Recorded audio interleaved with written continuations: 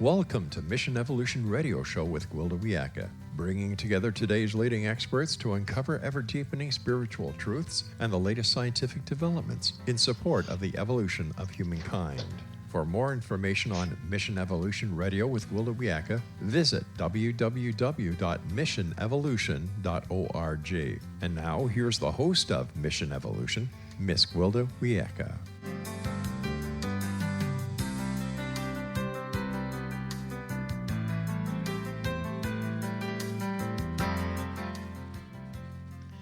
From the escalating climate crisis to the potential of global war, we're facing unexpected dangers that could lead to our demise. Our future depends on the decisions we make next. Is humanity on the brink of a transformative evolution or facing imminent destruction? Mission Evolution Radio Show is coming to you around the world on the X Zone Broadcast Network, xzbn.net. With us this hour to contemplate our uncertain future is Joshua Reichmann. Joshua is the author of The Realized Light of the 12th Dimensions, Cosmic Rebirthing and Our Celestial Destiny. An Akashic reader, Pleiadian channel, contemplative therapist, and multidisciplinary artist, he's the director of the film Tenzin, which addresses the struggles of the Tibetans. He's practiced and taught traditional Tibetan Buddhism, holographic recapitulation, psychic integration, and healing at temples, spiritual centers, and group retreats for more than 10 years. His website, joshuareichmann.com. Joshua, thanks for joining us on Mission Evolution. Thank you so much for having me, Gwilda. Thanks again. This is such an important topic, the changes we're going through and where they might be leading. Mm-hmm. And when we're faced with these turbulent times, will we witness destruction or transformation, or both? Well, I think if we look back historically, they happen at the same time. And as this aeon, the Pleiadian aeon, sped up, you saw them happen at the same time more quickly. So you look at something like what we describe as World War II and the advent of the atomic bomb or the splitting of the atom and all the technologies and even the way you viewed, the cosmos, reality, and how quantum physics was happening at the same time, as there's human misery and destruction. So old patterns of shedding beliefs and then trying on old occultic beliefs, like say with the Nazis or something like that, and the spiritual wars that were inside of the terrestrial wars. You're having that at the same time as this upgrade, you could say, or this uplift, this awakening. And in that era, in that age, which isn't that long ago, we're still in that age in many ways.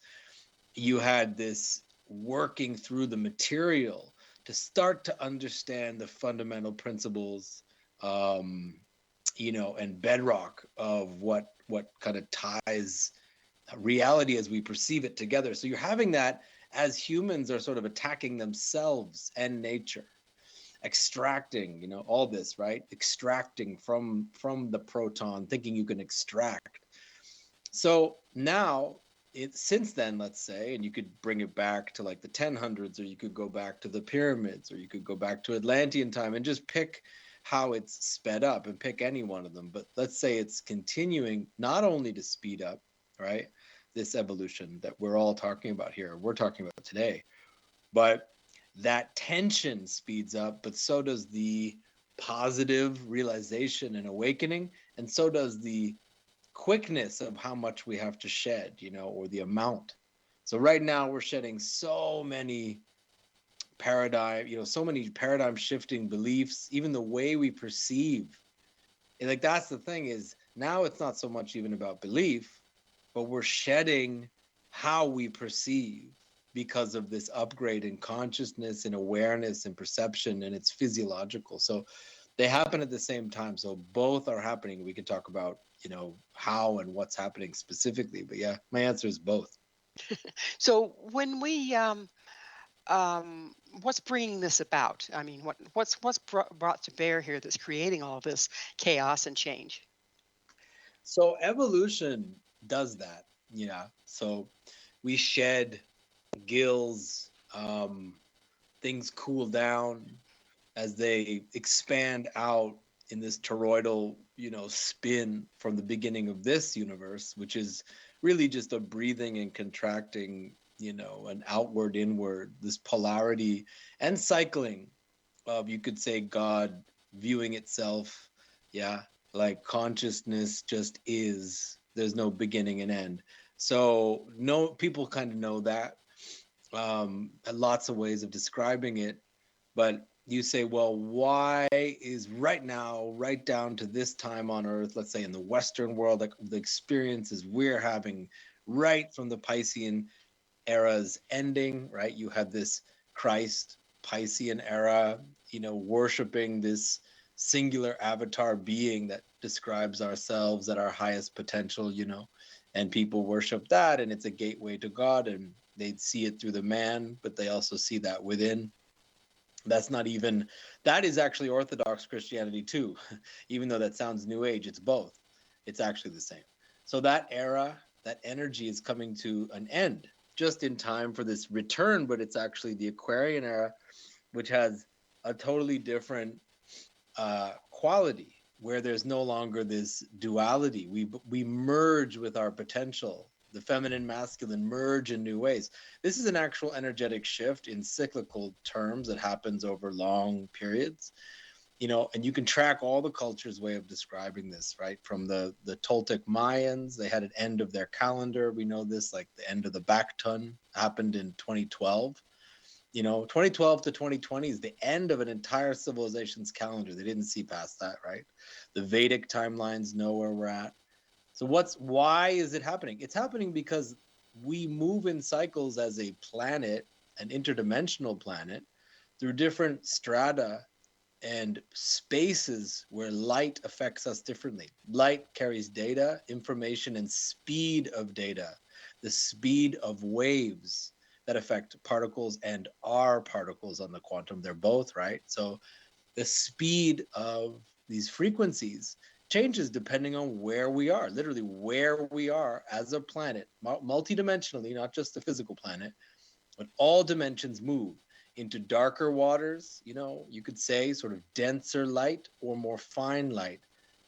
And so we are entering a time when there's more light, but simultaneously in the actual galactic physical shifts, the planet is in some ways in a darker space at the same time. That is why you feel this intensity of tension, and we can get into that. But it's a galactic, interdimensional, and celestial thing, and that's where it begins.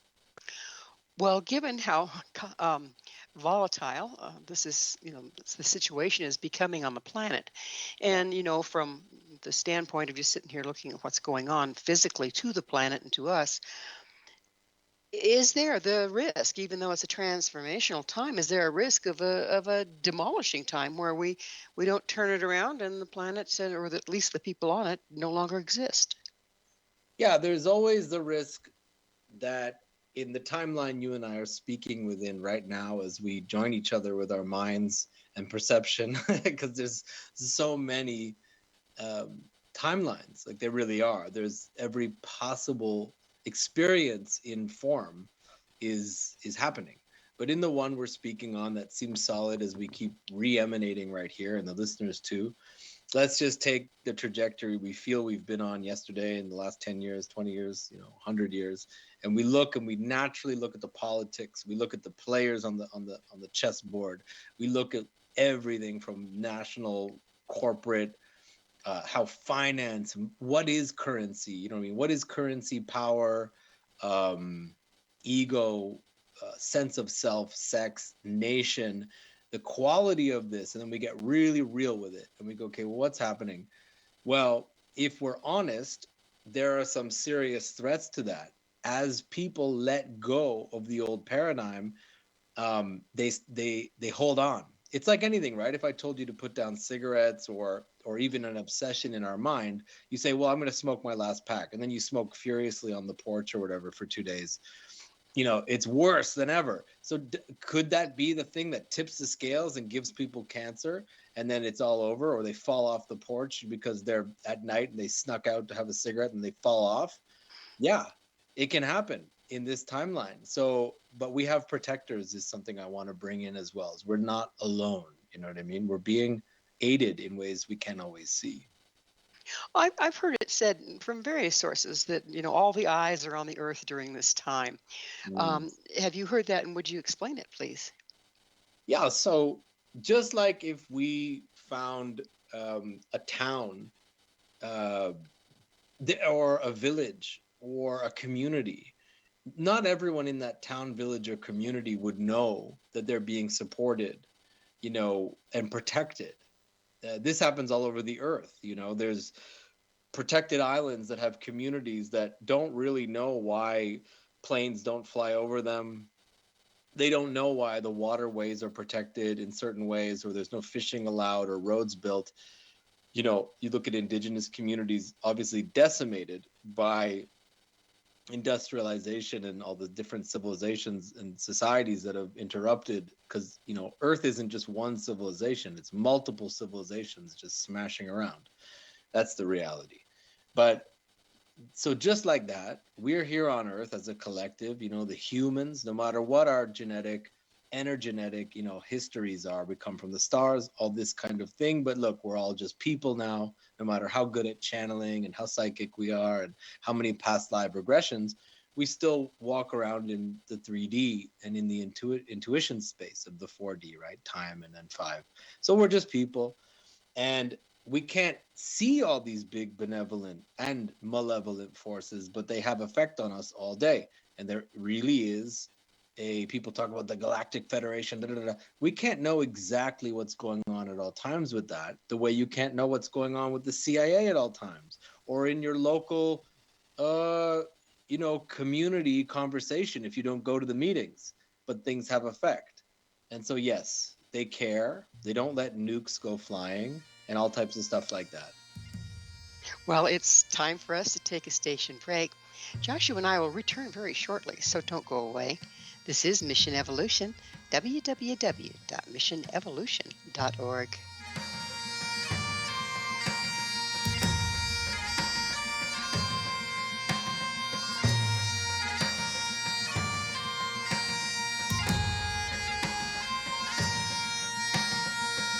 One people, one nation, searching through the night. One people, one nation, searching for the light. One people, one nation, coming from the stars.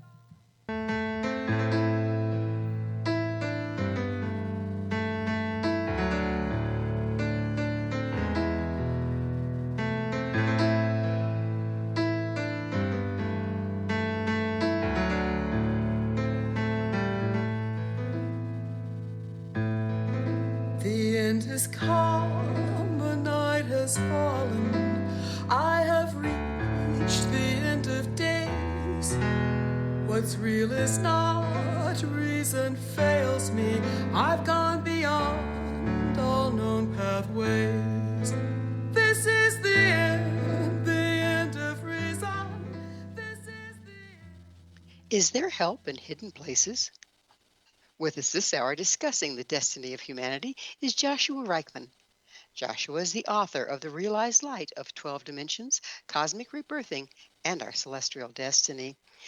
Joshua, do hidden realms hold any hope for us, or are we in the yo-yo factor? You're on your own. Well, they hold, thank you. They hold a lot of hope for us because everyone is waking up to listening to lucid dream space, deep intuition, and the psychic space that is at once very agitating. Obviously, everyone out there knows what it feels like now to go, how do I have time to drive my car, listen to this show, think of my family, finance, and all this stuff in my body, whatever, and then go, but I'm having too many intuitive, synchronistic, feeling states that are showing me these very complex, sometimes hard to necessarily decode, sometimes really easy and beautiful and poetic, but a lot of information. Now that is what's coming down through these complex filters that we put in the way. And it's almost like a giant celestial, energetic handshake and warm smile that comes from the already arrived at, the species and the layers of beings that have already reached refuge and safety in their own peace, right? They are sharing that peace with us, but every one of us is an antenna. So everyone wants the collective to do something for them, or someone to come save the day, or great barriers to be erected, or whatever. And that's a nice wish, but everyone driving their car, sitting at home, listening to this later on their phone, whatever. It's literally, this is the part that no one likes, but it's also the most empowering. It's up to us this very moment to guard our minds, relax, and open to the discipline, but sweet kind of open surrendered discipline of listening to that higher channel. And Well, that's what they're making available. you mentioned that everyone is getting this, but I don't see where everybody's getting this. I see some people that are trying to lock down and continue Mm. business as usual. Um, does everybody have to get it before we're rescued, if you will, from ourselves, or is what's the other option? Well, no, not everyone will. Some people's the density of, their karmic bodies, their armor that's set up. And I'll just be blunt, they've not evolved, and this is no knock, or this doesn't mean we don't have compassion for others, but we have to be honest. And we don't know who they are exactly. Everyone always judges, oh, this person at the, this lawyer, or this gas station attendant. You have no idea who's actually softened into that receptive space. So we don't know. But you know, yeah, a lot of people have too much psychic armor, are not evolved or literally intelligent enough, you know, to take that call on and join this state of connectiveness, of love, of openness. And so what do? Well, on practical terms, I mean, I won't beat around the bush. I protect myself and my family by securing a reasonable but not paranoid relationship to how to think of the next 30 years of existence or 100 years on Earth, while simultaneously knowing that there's tons of people doing this to usher in beautiful new architecture to this planet, psychically and actually. How many? I mean, how long do we have to turn this around? How many of us will it take? Well, two things are happening. Fear is exponential, but so is faith.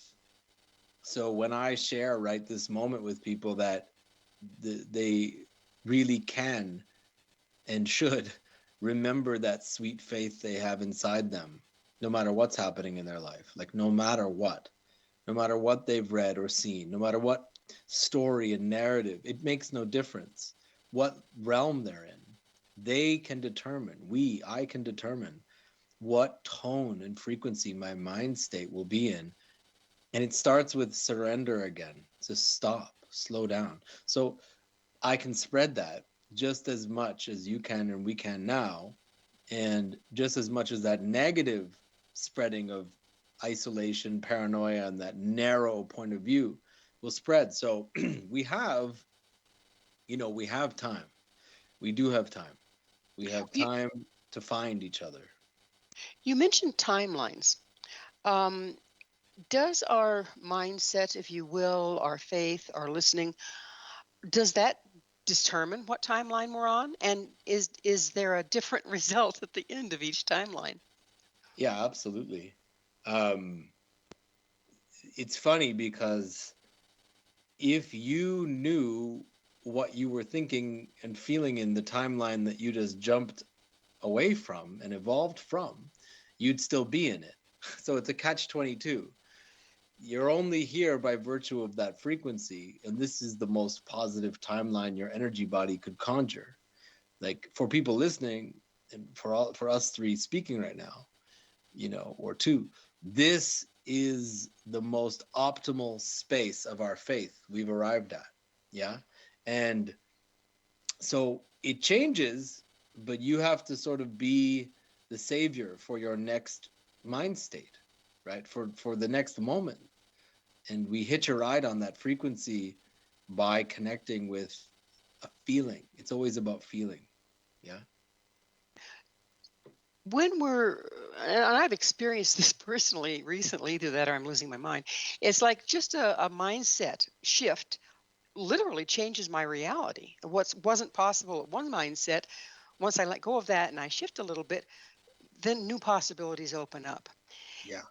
Is this what we're supposed to be looking for? Is this the result? Does it result in jumping timelines? Is that what's going on? Yeah, that's 5D. Everyone who's waiting for a big celestial palace to drop from the sky and then they can go back to being who they were, but hang out in the gifts like Disneyland, had it wrong. You've been given a capacity and you are capable. That's what I was saying about people who, despite the distractions, that the spiritual technology of higher sensing is there, but it's just focusing it.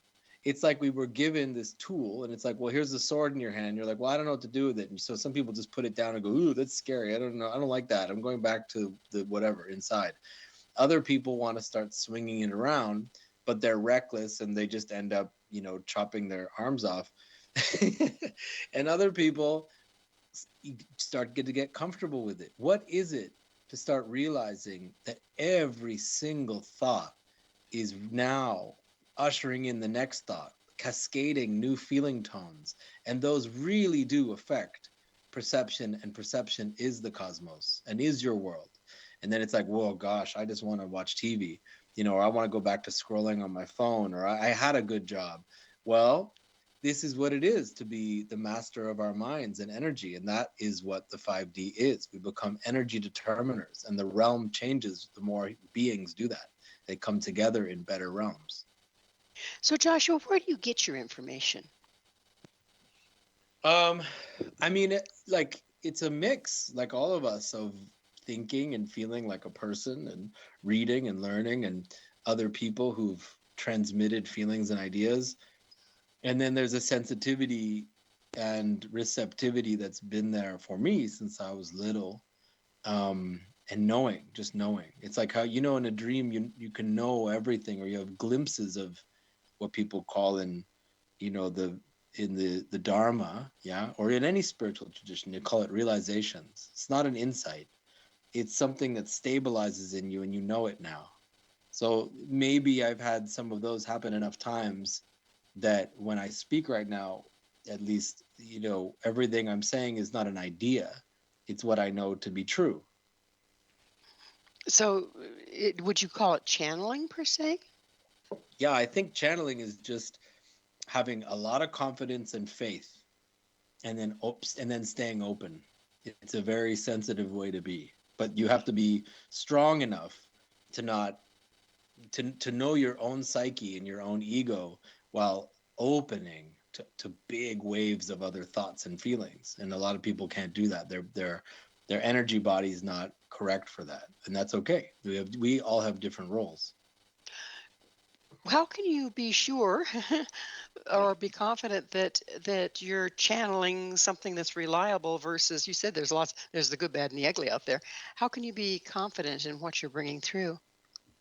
Well, I know that when I bring through things that feel like false promises, they're sort of shiny, they're sort of potentially good, but they agitate the same way if you were to go to a casino. It's like, or someone would present like something tantalizing and like hedonistic, like sex and drugs, like, ooh, that looks good, and you just want to go towards it. But if you stop and relax, you really think about what's being offered and feel it, and it doesn't feel warm, and it doesn't settle the energy body, the nervous system. It doesn't feel like love. It feels like lust, desire, or chasing.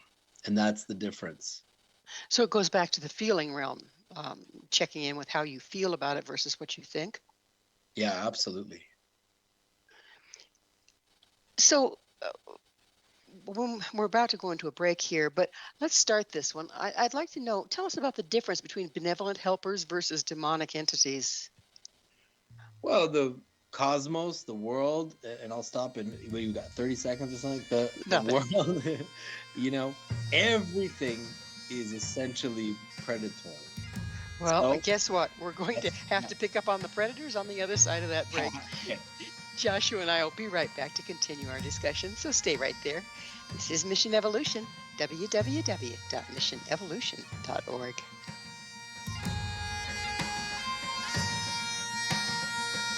One people, one nation, searching through the night. One people, one nation, searching for the light. One people, one nation, coming from the stars. One people, one nation, to heal this earth of ours. Our gracious Mother Earth, our Father in the sky, have joined again in love.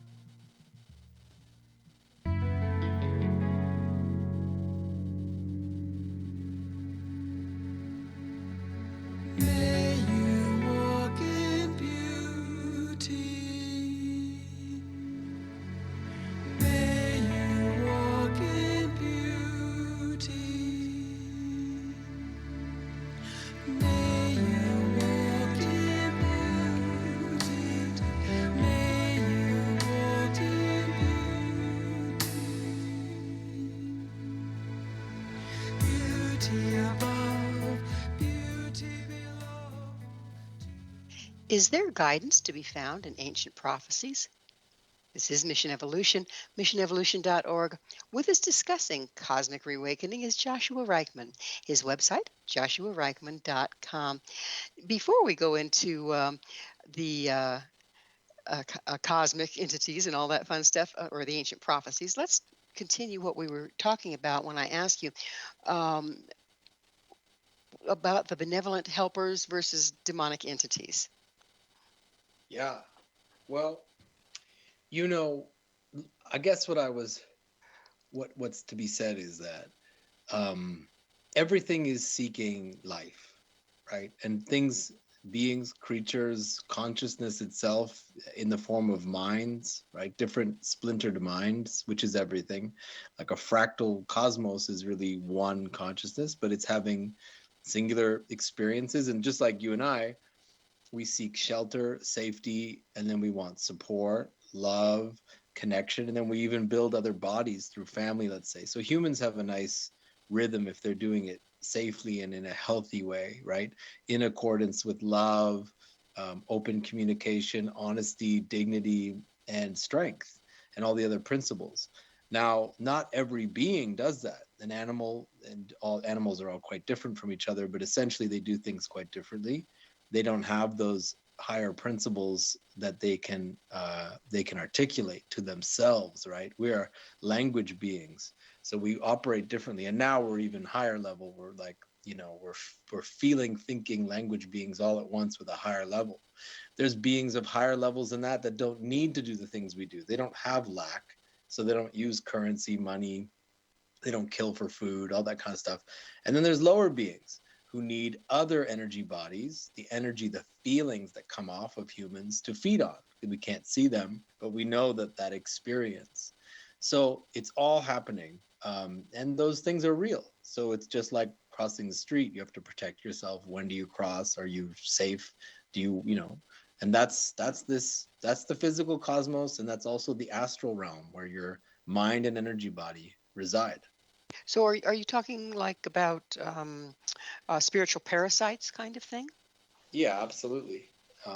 There's every layer. There's ones that are like microbiome ones, little tiny stuff that feed on us, and they have little consciousness. And then there's whale-sized ones, and then there's ones the size of galaxies. And then obviously beyond size too, just different sizes of energy, amounts of energy. That's enough to give a person nightmares. Well, I mean, let's be honest. I mean, and that's what it is. The humility comes from knowing our place, and We're just little organic beings, but amazingly, this is why humans are so special, is we're connected all the way up and down the ladder. We're full spectrum beings. We're pretty special. How can a person tell if they're subject to these parasitical things? Negative thinking, we all have it. Doubt, fear, lust, hatred, anger. I mean excessive lust. I mean not regular anger like waiting in line at the coffee shop and being frustrated or really mad at a family member for betrayal. This is normal healthy anger. I mean like unending irritability that's like toxic and is burning. Furious anger, maybe hatred at groups, things like that, where we really start to resonate into the field of anger, and it starts to take over our thoughts. Same with all the other emotional states, because emotion is where you look. Yeah, it's right there. It's right in our lives. You don't have to look for it elsewhere. So now let's get to the rebirth of humanity that's been foretold by quite a few Mm. people.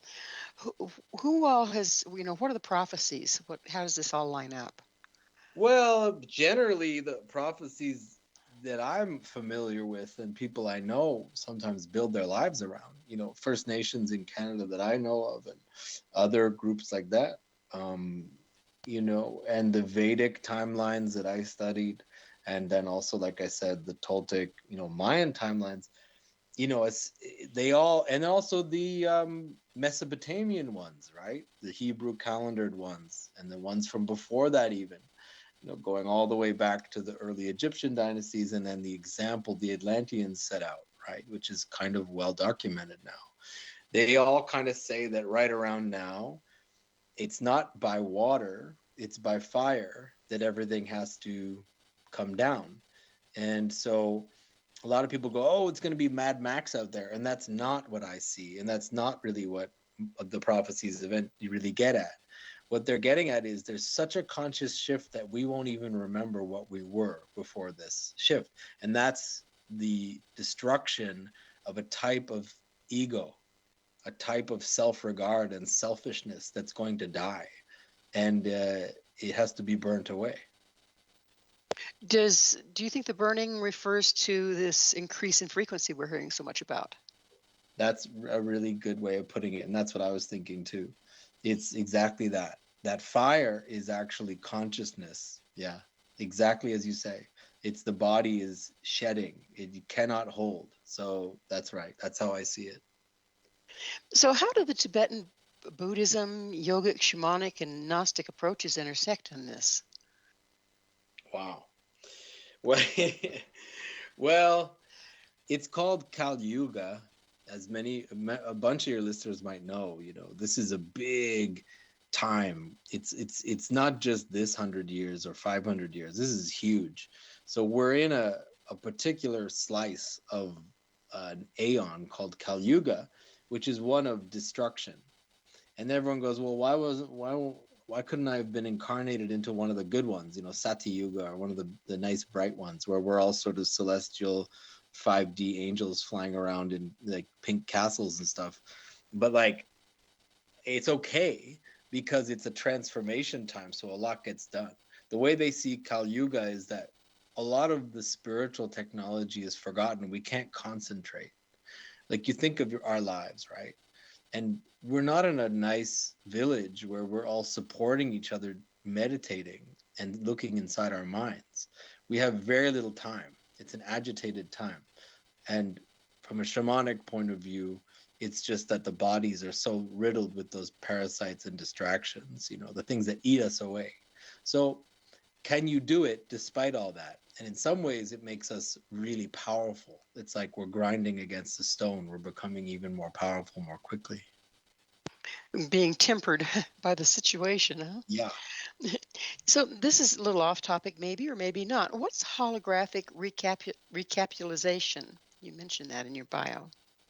Well, it's like if you and I are talking, and you guided me through a memory of parts of my life, and I didn't just see snapshots.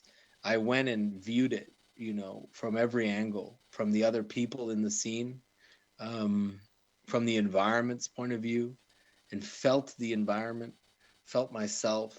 But I didn't take it so personally. I went back and I changed the feeling. So I'm actually becoming my own angel in some ways back in time. And you can recapitulate all those beliefs you have now, that I have now, let's say, by really just cleaning up the karma by changing what happened for your own mind. And so, yes, did that happen back in that timeline? Sure. But we're talking about what's retained cellularly, atomically, energetically right now in your mind and in your body, in your spirit. And you can walk back and you can go back multiple lives and you can just clean it up. But you have to take time to do this. That's what I do with people. Plus, read the Akashic records to see what's happened with them. And then they can have what's called lagug, which is soul retrieval. Bring yourself back here now without all that stuck stuff, right? That's kind of what it is. So basically, you're healing you're coming from your future to heal your past. Yeah, exactly. Pretty fascinating. I have heard about that, and I've heard people mention that they feel like they can feel their own hand in this, in their healing, even though it's, not happening right now. So pretty interesting. So if you're doing that work, does that leave us clearer to participate in this evolution we're looking at? Absolutely. I know from I'll just, my own experience is that right now I am not able to hide from my stuff, even though I'm a healer, helper guy who went out there to say, "Oh, I'm up for it. I'm gonna go be one of the ones to do it." My own stuff is flying up, very powerful. My own shadow stuff I thought I dealt with.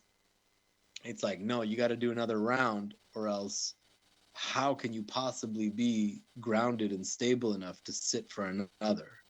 And it's okay. No one's going to be perfect. We're not looking for sainthood. We're looking to be clear enough to help usher in a time together. Is what's brought up to be cleared dependent upon your intention? So if you intend to do something, whatever stands between you and doing that comes up to be cleared. On our intention? Mm-hmm. Like you intend to be there for somebody else, well, then everything that stands between you and doing that is up to be cleared. Yeah, absolutely. But I would say this, we can have good intentions for another, but if we have ulterior unconscious motives that we're not really willing to look at, then our channel will not be as clear as we think. I see this all the time. People have good intentions, they have altruism, they have a good spirit, a good heart, but no. They have not dealt with stuff even from this life, let alone other lives. And it shows up and you can feel it. So it's not for the faint of heart, you got to be willing to go for it, but it's worth it. So in other words, you're telling me that to be of service, you need to do your own work. All the time. Yeah. All day. It's full-time job, right? Yeah. I don't want to do that. I want to lay back. Part of me's indulgent, right? But we got to do it. Well, we're going to have to indulge in another station break. Please stay with us as Joshua and I continue to explore the realized light of the 12 dimensions. This is Mission Evolution, www.missionevolution.org.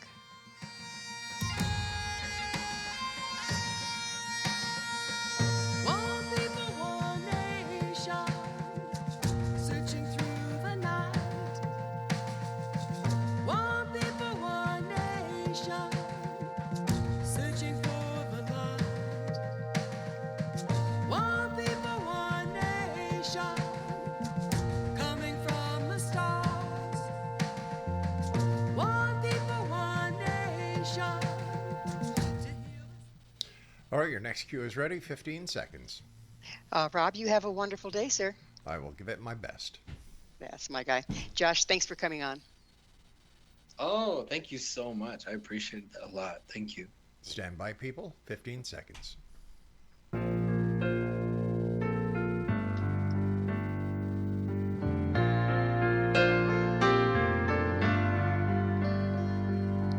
Brilliant feathers of an unearthly hue, I pie on the edge of his dream. A whisper of touch, an unheard song. Whose bird takes flight, prompted by his broken heart.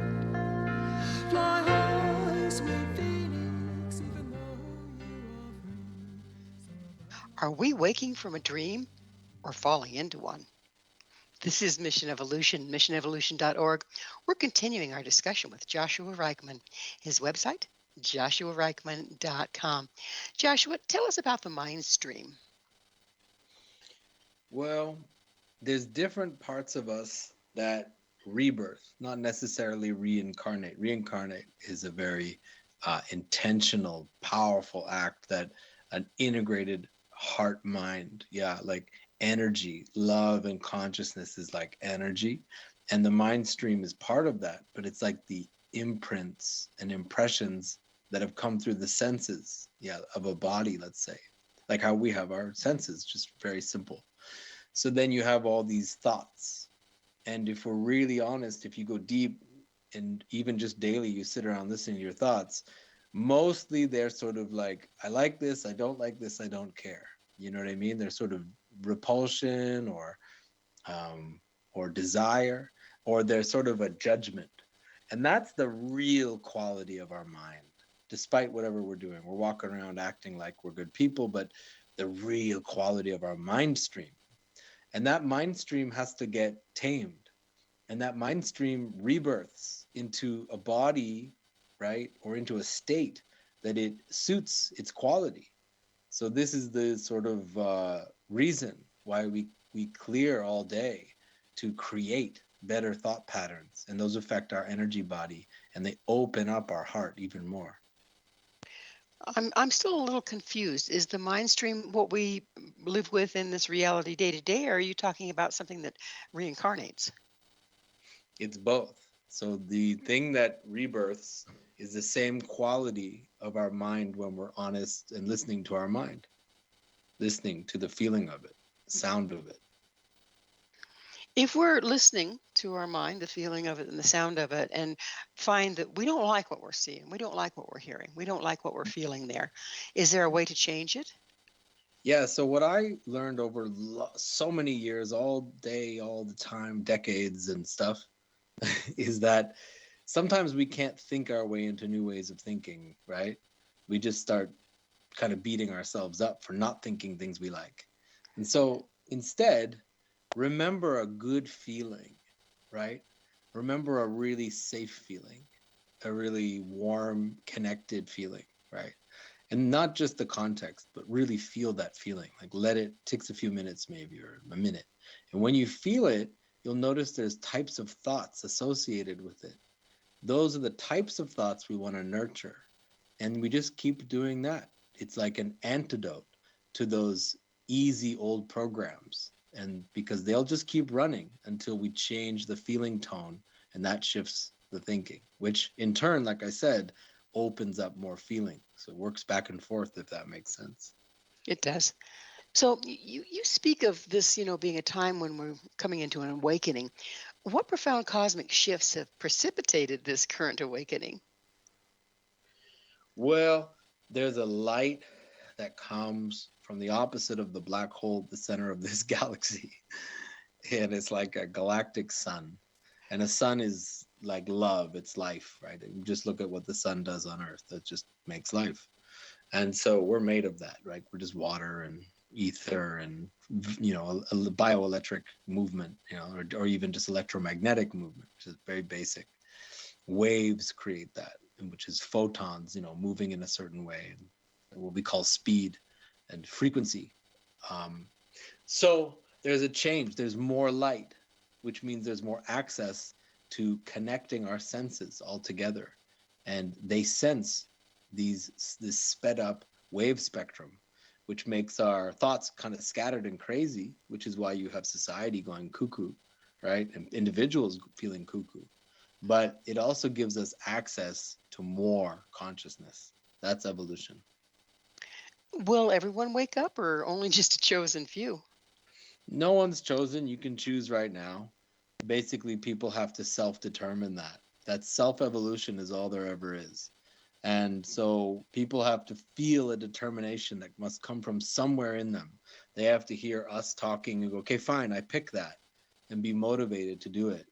Um, and a lot of people are reward based. So it's like, well, what's in it for me? You know, am I going to get happier and all this? And they have to have evidence. So all you can ever do is be an example for other people and go, look, this really does make your life not only more peaceful, but the insights and the experiences are something beyond imagination, you know? So you have to be an example for others. It's the time in the show, Joshua, when I get to ask you, what's your mission? Thank you. I think my mission, if anything, is to just be a good father, a good friend, a good partner, and not do damage, you know, to others the best I can. And beyond that, it's to inspire people maybe to go beyond what they were imagining before. Well, you being an inspiration is a wonderful intention there. Thank So, how are the cosmic shifts stimulating our DNA and Kundalini energies? you. Well, our DNA is like a ladder, the double helix, yeah. Hmm. So the ladder is showcasing more stairs, and each stair has information and like a hall of of data and impressions and experience that opens up to more halls in other dimensions and places. That's inside of us. It's this blueprint of life code that isn't just for humans, it's for all beings that can contain the level of awareness we have. And that is now expanding with that light infusion, that higher frequency light infusion. So a kundalini awakening is when that is happening and all the other points within a body are spinning in a new way, like these toroidal, like circular spins, sort of like an apple core. An apple, it's like self-cycling circles. That's how you can visualize it. Is spinning more open and faster. We're opening up. A kundalini awakening is when enough of that happens and the human doesn't just blow up, you know, psychically just disintegrate. Yeah. And then they still have a self, but they're connected to more, they're more sensitive in massive ways. And that's happening for the planet and for hundreds and hundreds of people all day. And it's speeding up for So, everyone. is this going on in the physical human body? Yeah, I mean, the physical human body, if you think of the bundles of fibers that create tensions and eventual cancers, if people don't feel good, you got to feel good. You got to feel relaxed. You know, we have to feel natural, you know, sort of ethical, warm. I would say ethical because it's like it can't come at anyone else's expense, but warm, pleasurable joy, happiness. Cells open up, things move better, all that kind of stuff. The physical body actually starts healing and letting itself circulate, you know, life force through the blood, through the bioelectric system, nervous system, and then you get a healthier physical body in many, many ways. How can you tell if you're undergoing this process? Well, you're going to feel terrible, and and it's going to be really rough. And most people face a lot of stuff they didn't think they were going to be able to face. And people's, I mean, to be blunt, people usually end up exhibiting a lot of writhing around, a lot of new haunting sensations and thoughts and feelings and visitations. They think they're going crazy, and you need support, you know, during that time. And you really need support, which is what I offer, others offer. You need people who've gone through it to say how to work with your energy, how to work with yourself and still be a person in the world, a mother, father, you know, whatever, just still be a person. It's very difficult. Is this the higher frequency pushing to the surface all of our restrictions? Yes, exactly. Making way for just the ability to flow in a more open-hearted, receptive way, more sensitive way. How do you envision us embracing our potential and achieving enlightenment at this time? Well, people really need to take care of themselves. And the only way to begin for anyone, no matter where they are on the path, if they think if anyone thinks they're enlightened out there, whatever we think, we have to be honest. You need peace. If things don't feel peaceful, it might start with saying no. There's a lot of things people are starting to say no to right now. relationships, scenarios, environments, work, jobs, whatever. And that's the beginning. You got to close the gates down from things that are draining us. And that will begin a genuine process of refuge that leads to enlightenment. Is this kind of a form of following your joy, following your feeling self instead of what you think should happen? Yeah, the shoulds have to go. They're old programming. And people often go, yeah, but you don't understand. I have a family or I have to pay a mortgage or whatever. And it's like, don't worry. No one's saying to drop everything and walk away with kind of an undiscerning, crazy, undisciplined point of view. It's just that there is a graceful way to start aligning with this higher sense of purpose and self-love, not the ego, but the love, remembering the love within, and then naturally drawing boundaries, not forceful boundaries, naturally saying no. And those things will just glide out of our lives. And it's a better place to be. Does this kind of automatically happen as we go through this shedding process and removing our restrictions? Yes, but also this is where people don't like this part, but they have to deal with it. When we begin this process, we will very likely be attacked by, and the same with the world, right? Look what's happening in the world. It's a waking up, but like you asked at the beginning, it's attacking, you could say, itself. But spiritual people are being attacked. Thoughtful, loving, open-hearted people feel more attacked than ever. Could be by someone you love or know, or could be by, you think it's by the system or by anything. It's not that we should give in to fear or feel sad or self-pitying. It's that we have to be honest. That's what happens when the light is turned on. Well, unfortunately, we are out of time altogether. Joshua, thank you so much for coming on the show. Thanks for having me. Thank you so much, Gwilda. My pleasure. Our guest this hour has been Joshua Reichmann. Joshua is the author of Realizing the Light of the 12 Dimensions, Cosmic Rebirthing, and Our Celestial Destiny. To find out more about Josh and where you can find his book and all he has to offer, visit his website, joshuareichmann.com. This has been Mission Evolution with Gwilda Wiyaka. For more information or to enjoy our archived episodes, visit missionevolution.org. But be sure to join us right here next time. This mission will continue, bringing information, resources, and support to our evolving world.